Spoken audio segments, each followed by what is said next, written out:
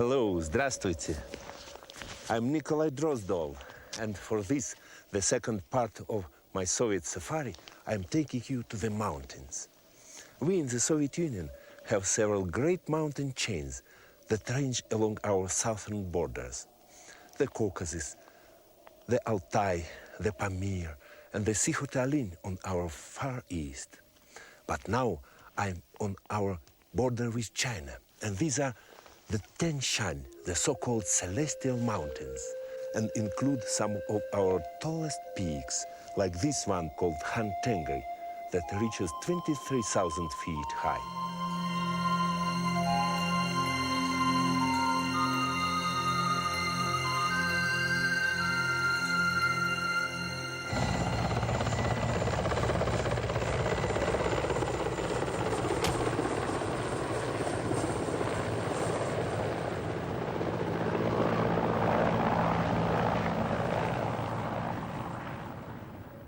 These mountains were born of continents in collision.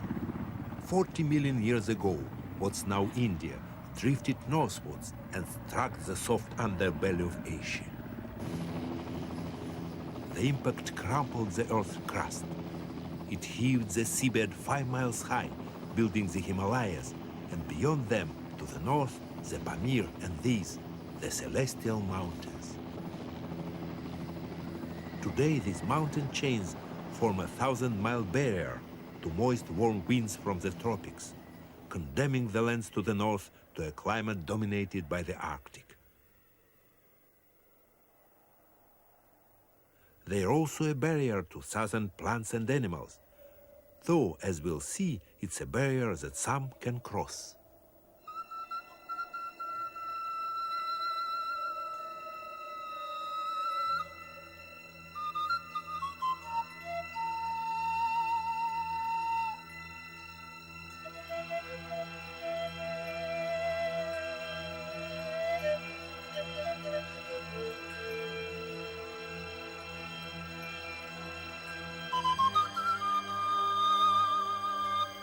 The Tian Shan is one of the highest ranges on Earth.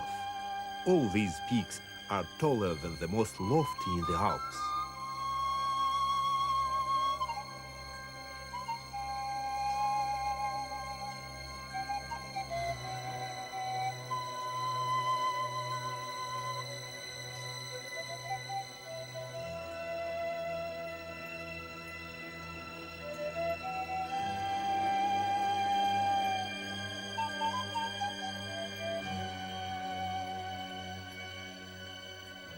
Few creatures can survive these icy wastes, but there are footprints in the high snows.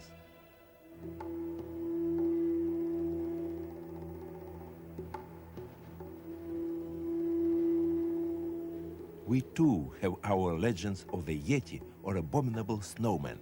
We call him Снежный человек.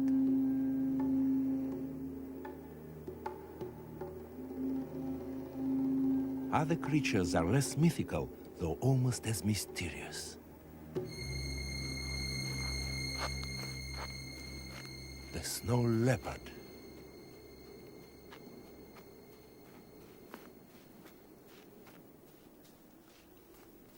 There are barely 2,000 of these great gray cats scattered through the Tian Shan and Pamir. They are solitary and elusive, very seldom seen.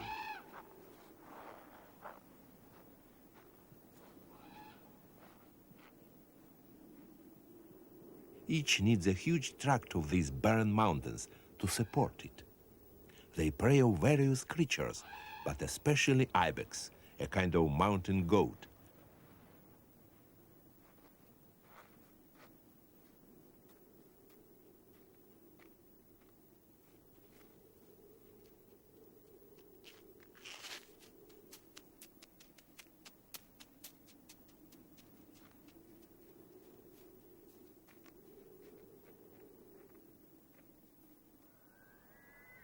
Though snow leopards are supposedly protected, a few are still killed by herdsmen defending their flocks.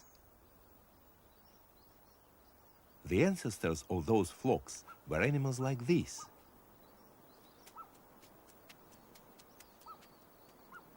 several races of wild sheep range the mountains of Central Asia, from the low stony hills of the desert to the high peaks of the Pamir.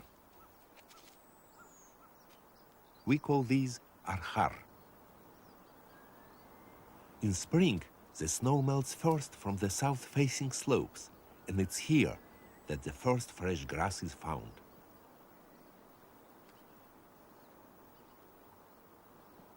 In the cold light of a frosty April dawn, a flock of Arhar gather at a salt lick.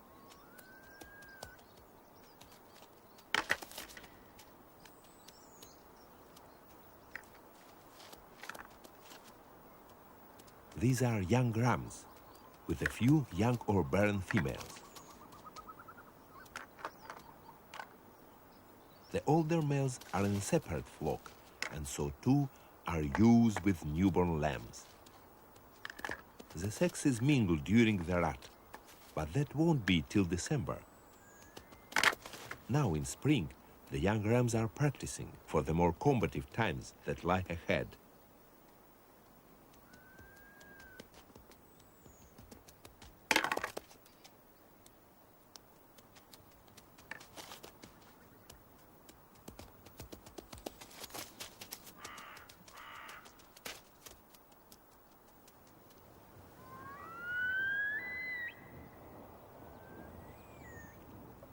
As the days get longer, the courtship whistles of snowcock echo from the cliffs. 5 kinds of these turkey-sized partridges are found in our mountains. These are Himalayan snowcock. They're called ular in Russian.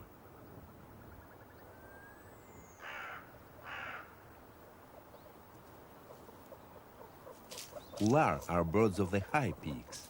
Never far from the snow line, they nest at up to 15,000 feet.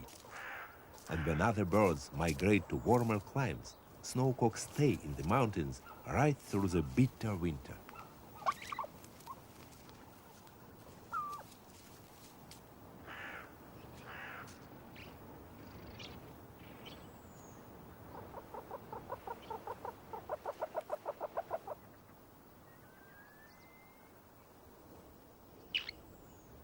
Spring brings other animals into the open.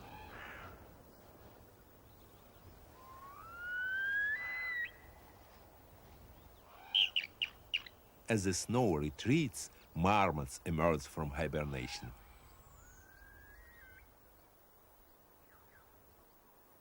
These spaniel-sized rodents have passed the winter deep underground. Some spend an incredible 8 months of the year hibernating. Now they clear out their burrows, gather fresh bedding, and begin replacing the weight they've lost during their winter sleep. Spring is also a time to renew social contacts.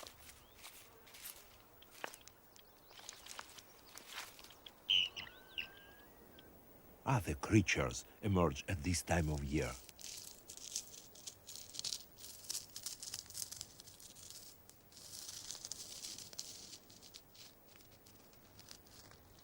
This poisonous viper is found in the Tian Shan as high as 10,000 feet. It's not unusual to see it crossing patches of snow, but only to get to the snow-free ground on the other side.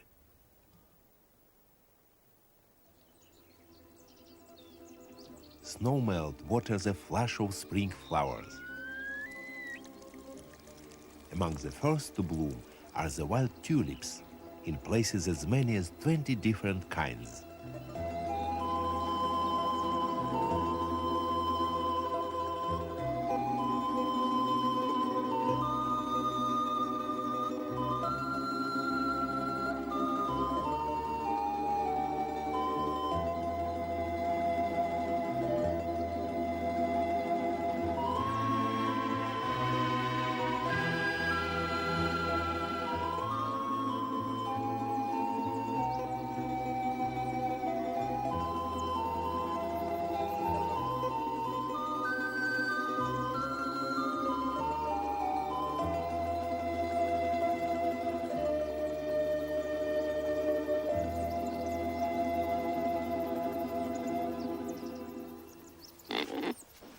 wild pigs take advantage of the season's new growth.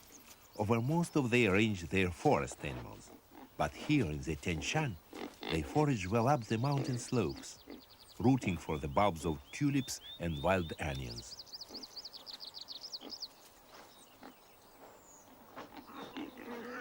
By May, the sows have litters of stripy piglets.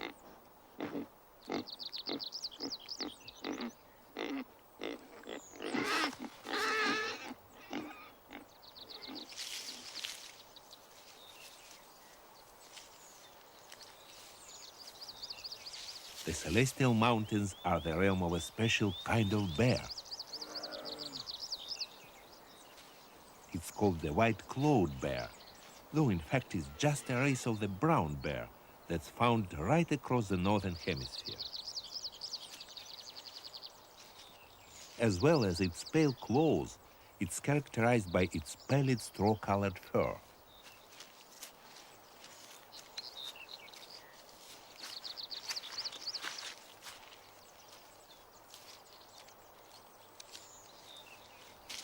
Bears too will have spent the winter sleeping. Now they too are replacing lost weight.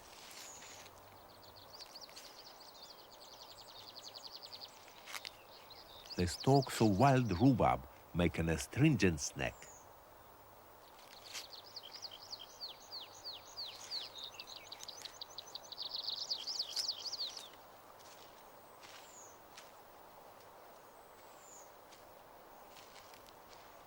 For most of the year, bears are solitary. They only tolerate one another in spring.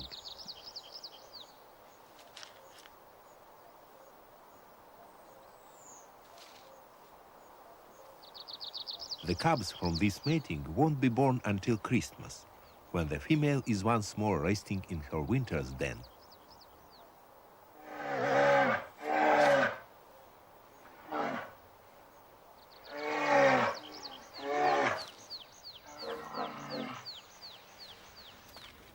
Ibex follow the receding snow line up the slopes.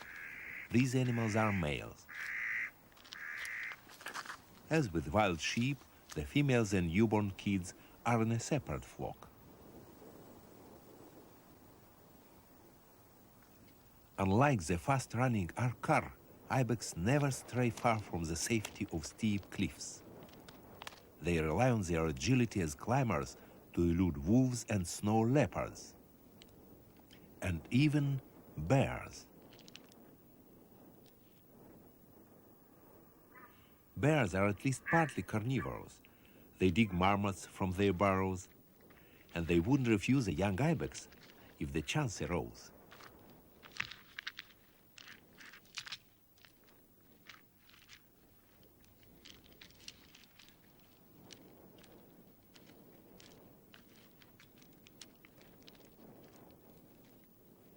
The bears are moving upwards too. They are powerful climbers and sometimes go as high as 12 or 14,000 feet. Glimpsed amongst the peaks or leaving their footprints in the high snows, they may be the origin of some of the stories about the Yeti. But there's little to interest a bear up here. Usually they cross high ridges just to get to the other side, where there's more to eat. The high valleys of the Tian Shan are home to one of our rarest and strangest birds. It's found only where the rivers are broad and shingly, rather than rocky and torrential.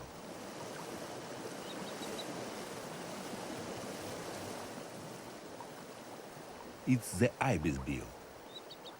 The long curved beak that gives it its name is ideally suited to probing for food amongst rounded water-worn pebbles. Ibisbills start breeding as early as April, often when there is still snow on the ground. They lay their eggs in a simple scrape in the shingle. There are only some 150 pairs in the mountains that fringe our border with China.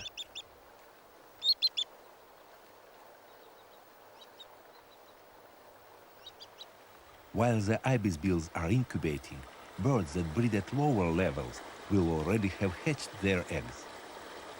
One of the most exotic nests in riverine forests at the foot of the Celestial Mountains. Its strongholds are far to the south, in India. It's one of the creatures that have overcome the mountain barrier. The paradise flycatcher. Here it mingles with species from the steppes and Siberia. The Persian robin is another that makes the Tian Shan a meeting place for birds from the tropics and the cold lands to the north.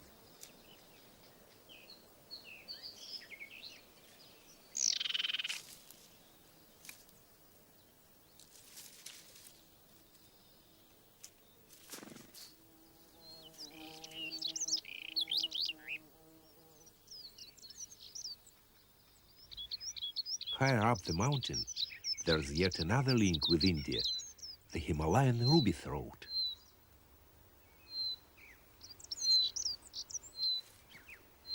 It's an insect eater.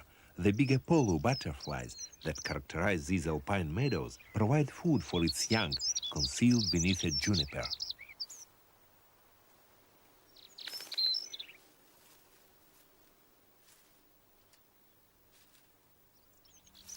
The same junipers play host to the white-winged grosbeak. Grosbeaks are seed-eaters. The huge beak that gives them their name is well suited to husking juniper berries.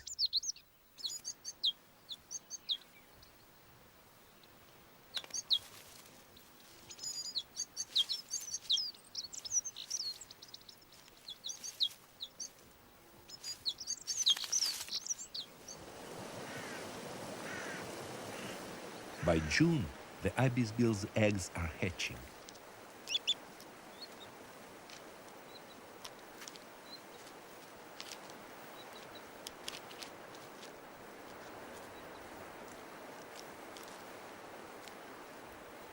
The chicks are well camouflaged, but even so, they can still attract the attention of predators.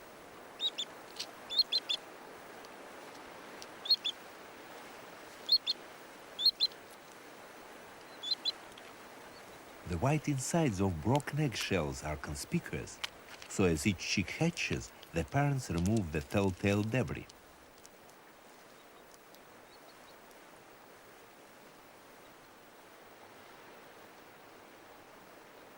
The chicks will leave the nest soon after they hatch, but they depend on their parents for warmth and shelter, and for much of their food.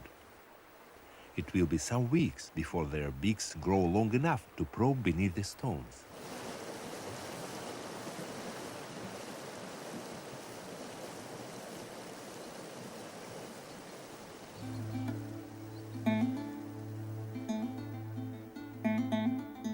The high valleys where the ibisbills nest may be remote, but not all are deserted. Nomad encampments dot the landscape as they have for centuries. And Kyrgyz horsemen still tend their herds of yaks. The yak is a kind of high-altitude cow. It comes originally from Tibet and the Himalayas. Indeed, yak is a Tibetan word. Here in the mountains of Kyrgyzia, it's at the northern limits of its range. Few truly wild yaks are left. Most like these are domesticated, but they still retain all the traits of their wild ancestors. Their long skirt of hair keeps them well insulated. They're ideally suited to these elevated pastures where no ordinary cow could survive the frigid winters. Yaks are still wild in temperament. Some of these have had their horns removed to make them less dangerous. This herd is kept mainly for its meat, but over most of their range, they are used as beasts of burden and exploited for their hair and their milk. Like many hoofed animals, they enjoy a roll in the dust.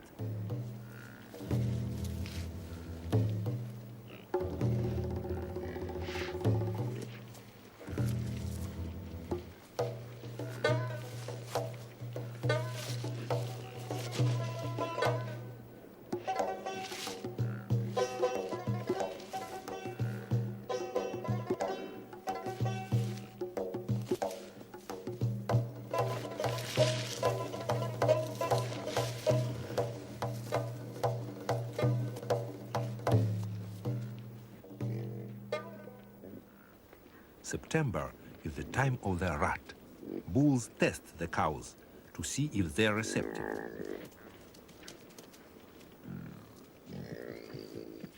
And just as they would in the wild, solitary bulls hang around on the edge of the herd, waiting to challenge the resident males and acquire the right to mate.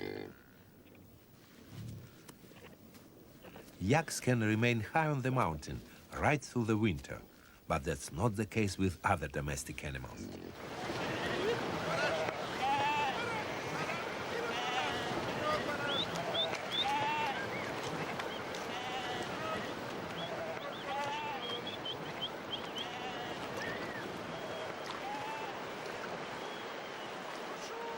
Sheep aren't as hardy as their wild ancestors. They are taken up the mountains in spring, but in the dead of summer, they must be driven down to kinder elevations. Here in Central Asia, these seasonal movements of people and their livestock are little changed from the times of Genghis Khan and Tamerlane. In summer, the traditional yurt is still the preferred habitation, a tent of white felt stretched over a wooden frame and furnished with cushions and rugs. Semi-nomadic peoples in these remote mountains are dependent on their flocks and herds for food even today.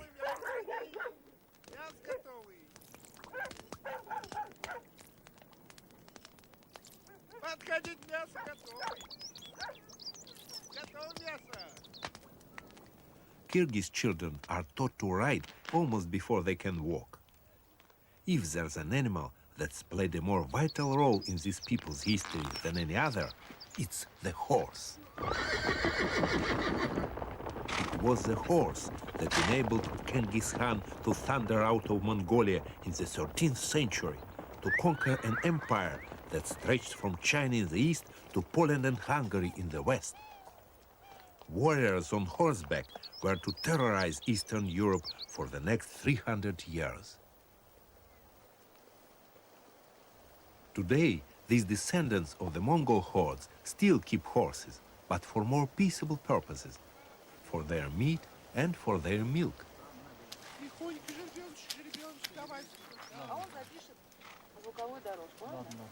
The foal is put to its mother's udder to start the milk flowing.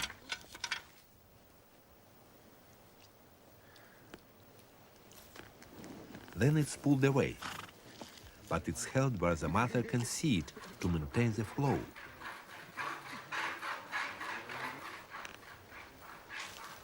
The milk is fermented to make kumis, a thin, smoky, fizzy yogurt that's been a mainstay of the Mongol diet for centuries.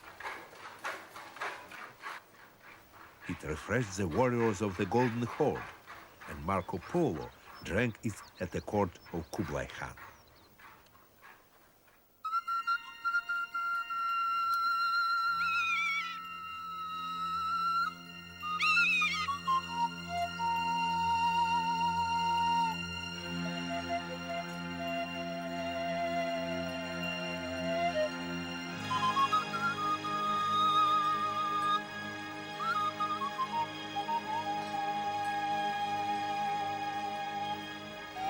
The icy summits of the Celestial Mountains are the only high peaks in Central Asia. To the southwest of the Tian Shan, there is an even higher range of mountains. The Pamir, on the borders of China and Tajikistan. The western Pamir is steep and jagged, but eastwards, towards Xinjiang, the landscape changes.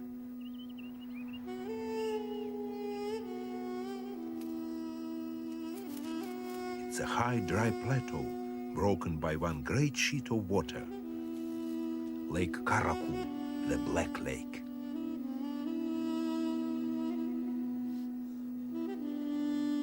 Raised beaches along the shore show the water level was once much higher. Today, the lake has no outlet, and its waters are saline. Those white beaches aren't sand, they are salt.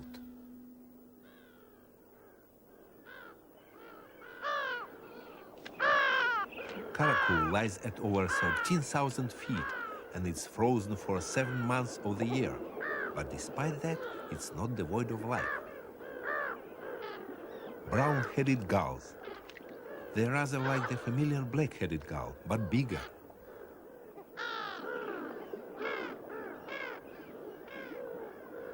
It's one of our rarest birds.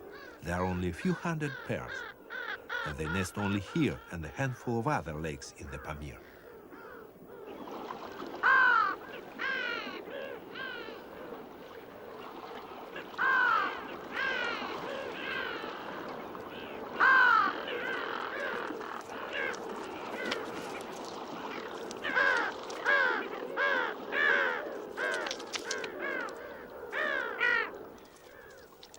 There's just a sparse growth of weed in the cold, clear waters of the lake, but it's enough to support one kind of weed-eating fish. That in turn provides food for the gulls and their chicks.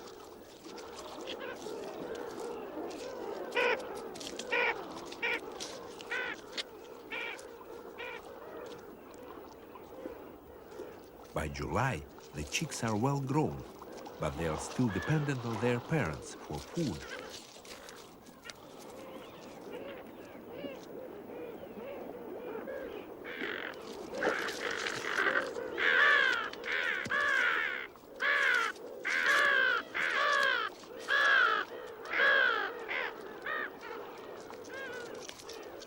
Begging for food is a normal part of the courtship ritual, but this female seems to be competing with her own chick.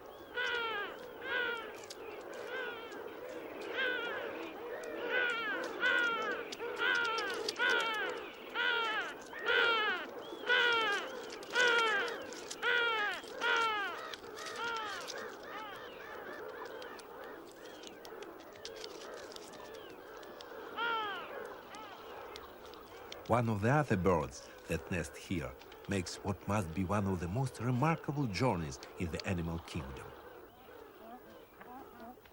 The bar-headed goose. It winters on the plains of northern India, and each spring it cuts through the Himalayan barrier, threading its way through high glaciated valleys to reach its nesting grounds.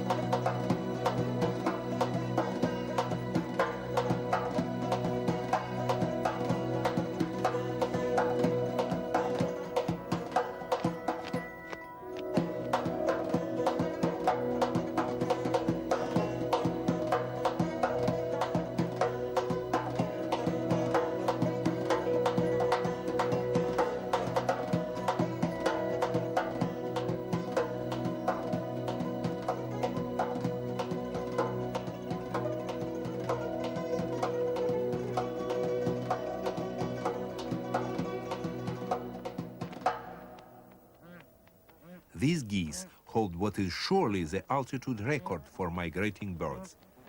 Many years ago, an astronomer in northern India was photographing the moon. When he developed the prints, one showed a skein of geese silhouetted against the moon's disk. From their size, he calculated that they must have been flying at 29,000 feet. That's almost the height of Everest. Barheads breed in what must be some of the most remote and desolate places on Earth. Most nest on soda lakes on the Tibetan plateau, but a few travel on north and west to the Tian Shan and Pamir.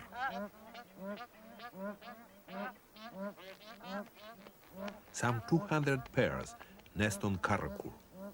Another 50 or so come here, to Lake Rangkur, a shallow salt lake hard by the border with Xinjiang.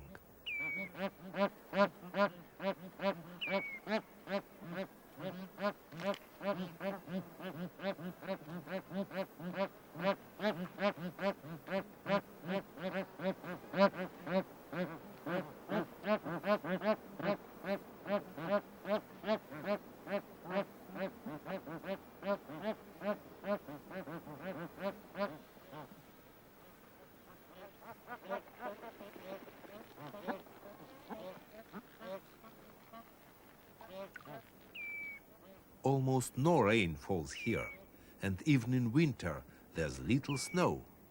The lake's surroundings are a high, dry desert. The geese arrive in late May, when the lake is still frozen. They settle on barren, salty islands. The female digs a hollow in the caustic soil and lines it with down from her breast.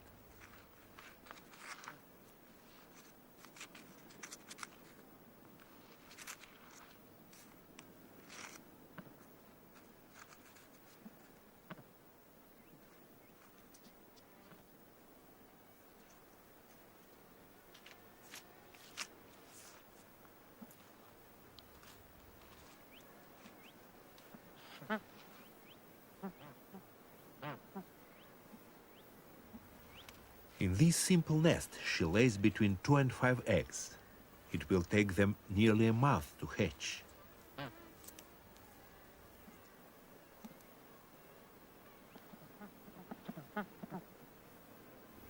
She shoulders the burden of all the incubating, but while she sits, her mate stands guard.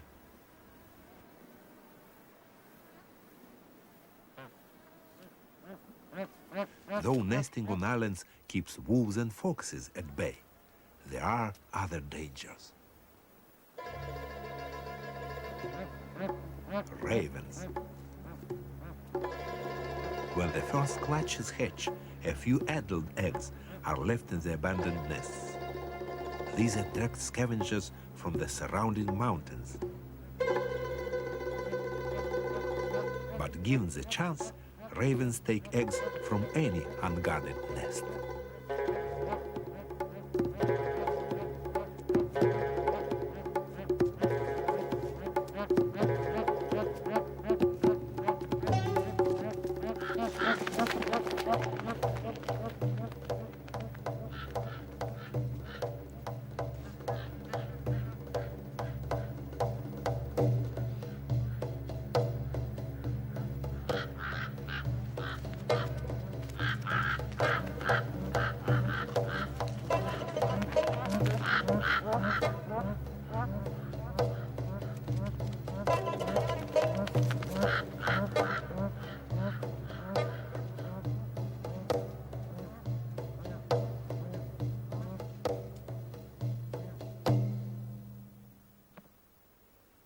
Most eggs do hatch safely.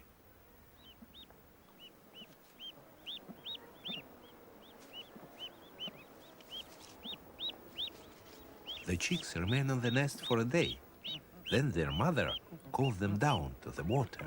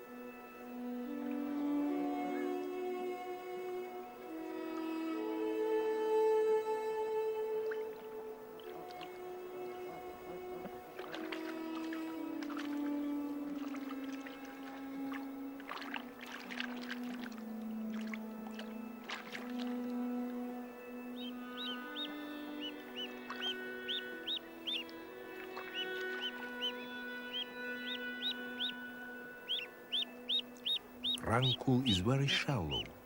Much of the lake is only 3 to 6 feet deep. In summer, its corrosive waters warm rapidly, and there are prolific hatches of midges, full of protein for the growing goslings.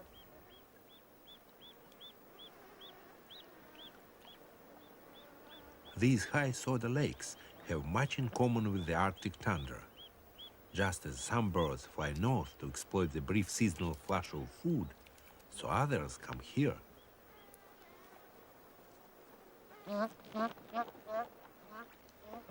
Mongolian plover forage on the shore,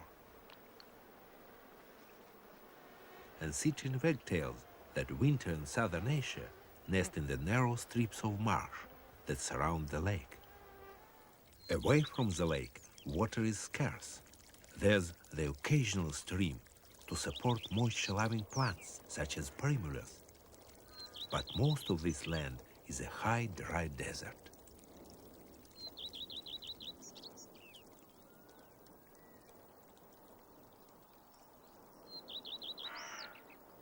Out there, plants have to contend with very different conditions.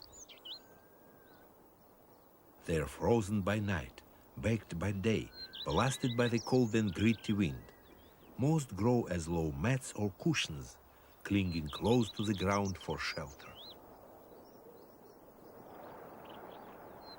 You might think that no animal could survive in this desolate moonscape. But there is life here.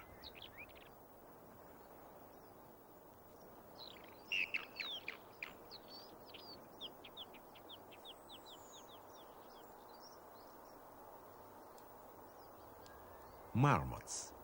This is the red marmot, one of 3 kinds in the mountains of Central Asia.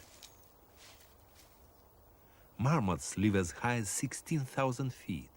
That's higher than any mountain in Europe. Each extended family has a central complex of burrows that can be 12 feet deep. It's here they spend most of their life. For barely 4 months each year, the ground is free of snow, and there is a scattering of fresh green growth for the marmots to graze. Then, when the vegetation begins to dry out in late summer, the marmots disappear underground again to hibernate until the next spring. Up to 10 animals live in each colony, but there's only one breeding pair. The rest are young from previous years. Marmots are territorial. The male marks the group's range with scent glands on his cheeks and chest, and also with piles of dung.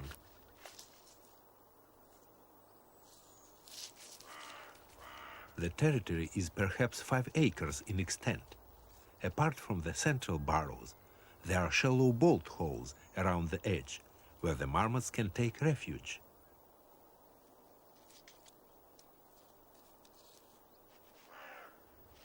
This is the mother.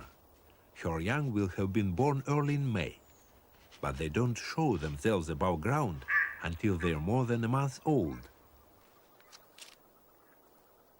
Baby red marmots are gray. They won't acquire the foxy red fur of their parents until the end of their first summer.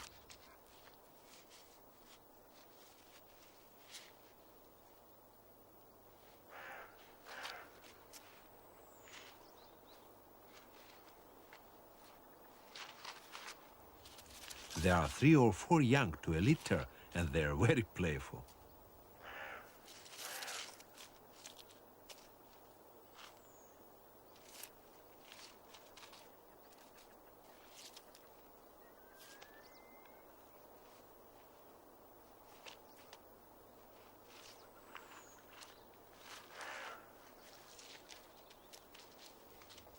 A break from motherhood to bask in the sun.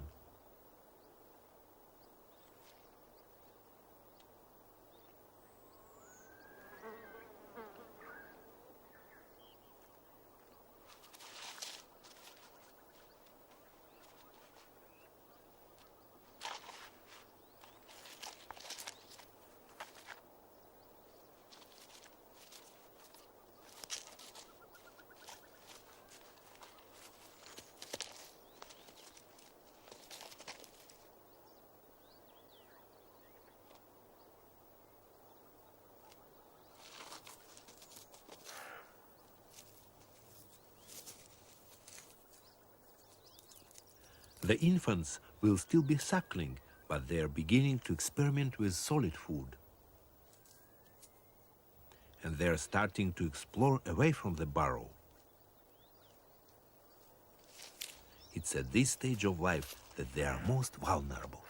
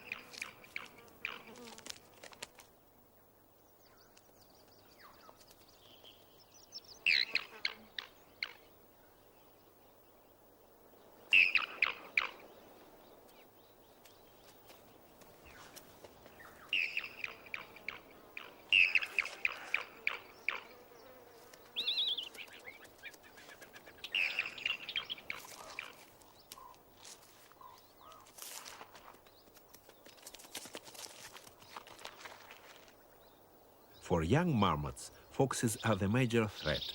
Eagles take young and adults, and a few fall victim to bears digging out their burrows. But their greatest predators are people. Marmots are hunted for their fat, which has medicinal properties, and they make good fur hats.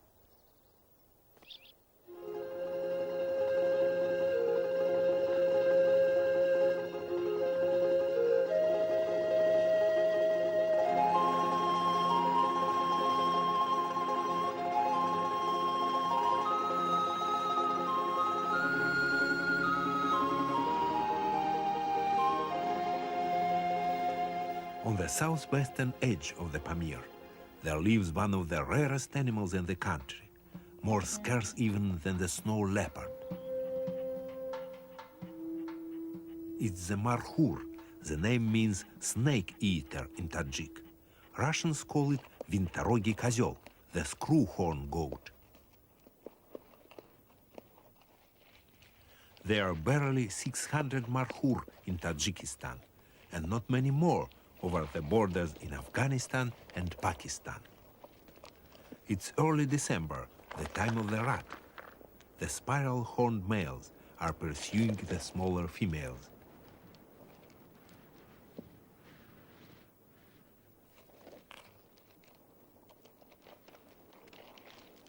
Most of the year, markhur stay below the snow line. Higher up, the pigs are already in the grip of winter.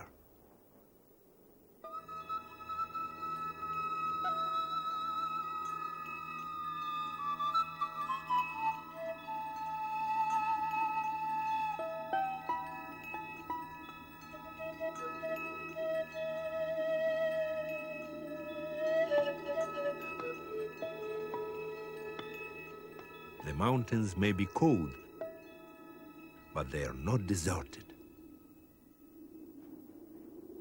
Marco Polo sheep, the largest of the wild sheep.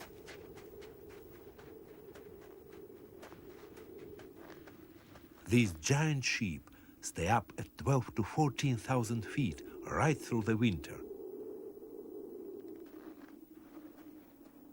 Although the cold is bitter, here in the eastern Pamir, there is only a thin covering of snow, little enough for the sheep to scrape away to find food.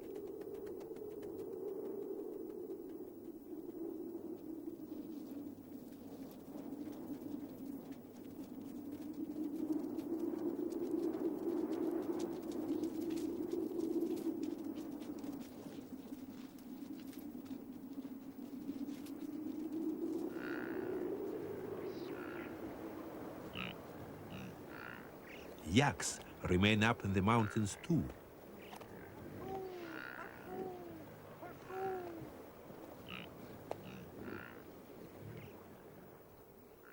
Some of the yak herders stay with them, not to feed their animals, but to defend them against wolves and perhaps snow leopards.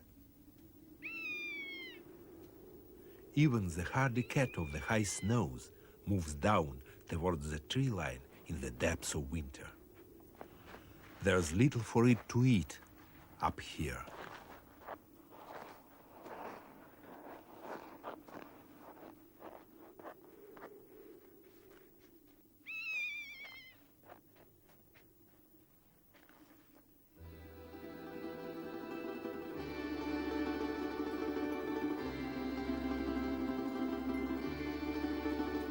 The very highest peaks are left cold, silent, and deserted.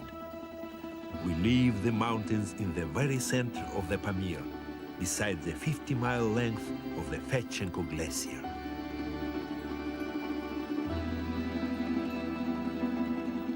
Here rises the greatest mountain of all, known in Soviet times as Peak Communism.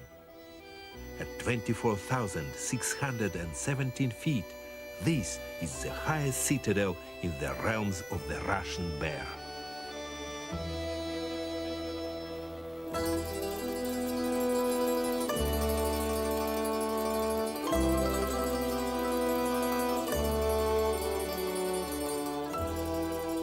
The next stage of our journey takes us from the icy roof of Central Asia to the baking hot lands and dry salt lakes on our border with Afghanistan.